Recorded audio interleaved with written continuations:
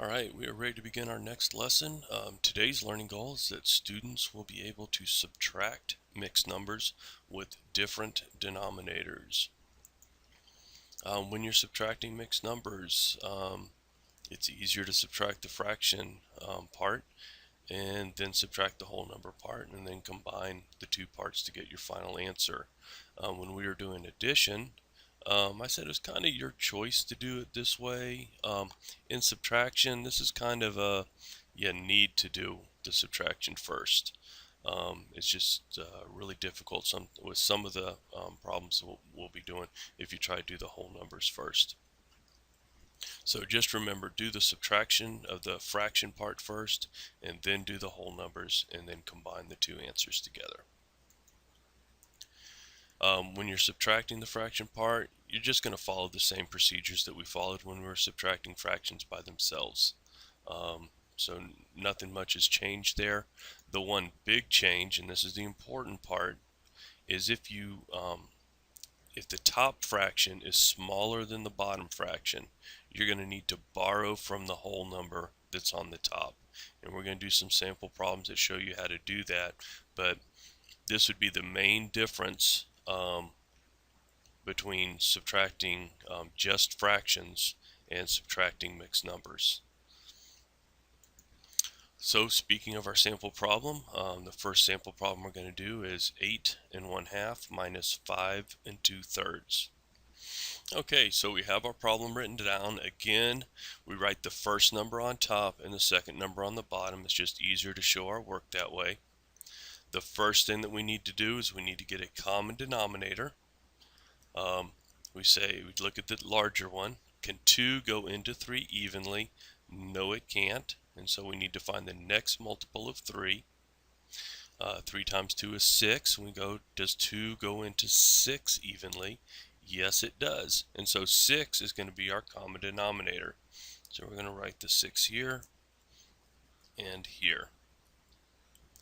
Now, 3 times 2 is 6. If we do times 2 on the bottom, we have to do times 2 on the top. And 2 times 2 is 4.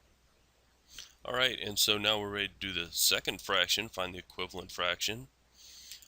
2 times 3 is equal to 6, so we're going to do times 3 on the bottom, which means we have to do times 3 on the top. 1 times 3 is equal to 3. And so now we're ready to subtract our fractions, but we notice something very quickly. Since we're going to subtract the numerator,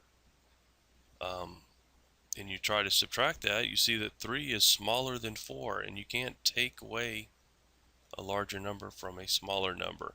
And so we're going to have to borrow, and where are we going to borrow from? We're going to borrow from the whole number. We're going to take this 8, make it a 7,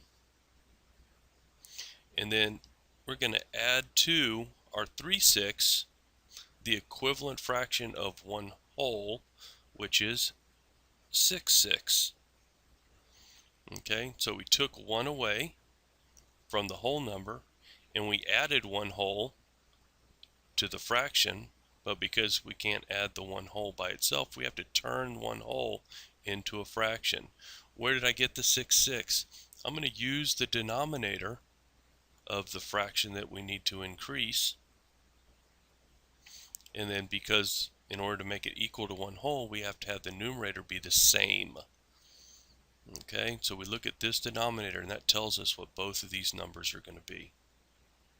Now we're ready to add like we would normally add. 3 plus 6 is 9, and we keep the same denominator. So now we have 9/6. We're going to bring over the 4/6 just because it makes it look easier. And now we're ready to subtract the fraction part of our mixed number. So we subtract the numerators. 9 minus 4 is 5. We bring down the denominator and it stays the same. So the fraction part of our answer is going to be 5/6. We can look at that and see, is it possible to reduce that? In this case, it's not, so we don't need to do that final step. The next step is to go ahead and subtract our whole numbers. 7 minus 5 is 2. and then we're going to combine this together. So I'm going to bring that 2 over, and our final answer is going to be 2 and 5/6. All right, we are ready to do our second sample problem, which is 6 and 1/8 minus 4 and 1/6. So the first thing we need to do is find a common denominator. 8 is the larger number, so we're going to go, does 6 go into 8? No, it doesn't, not evenly. So we do the next multiple. 8 times 2 is 16. Does 6 go into 16 evenly? No, it doesn't. So we're going to do the next multiple of 8. 8 times 3 is 24. Does 6 go into 24 evenly? Yes, it does. So 24 is going to be our least common denominator.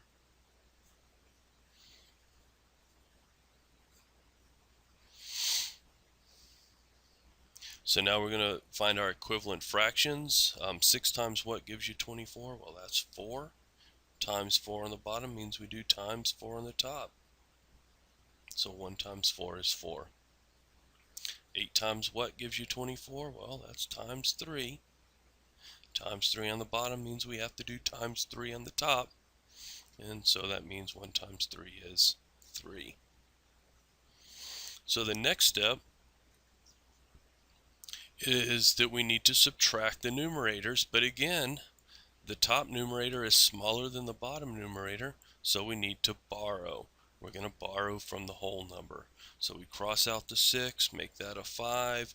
We're going to add 24 24ths.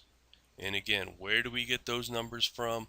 They have to match the denominator of the problem that we're trying to, of the fraction that we're trying to increase. All right, so we get that 24 from this denominator right here. So let's go ahead and add that. 24 plus 3 is 27. We keep the denominator 24, and then we're going to bring over our 4 24ths. Now we're ready to subtract. 27 minus 4 is 23 24ths. So we have the fraction part of our answer. Now we need to find the whole number part of our answer. Do 5 minus 4 is equal to 1. Bring that 1 over and combine the whole number and the fraction, and our final answer is 1 and 23 24ths. All right, we are now ready to begin our practice problems. Remember, go on Moodle, do the practice problems. There's also an extra question on the practice problems regarding doing your Cornell notes. Make sure that you answer that when you submit the practice problem work. And then after you do the practice problems, you need to rate yourself on the scale and write that at the top next to your heading in the notes. That's all I have for our notes for tonight, so have a great evening.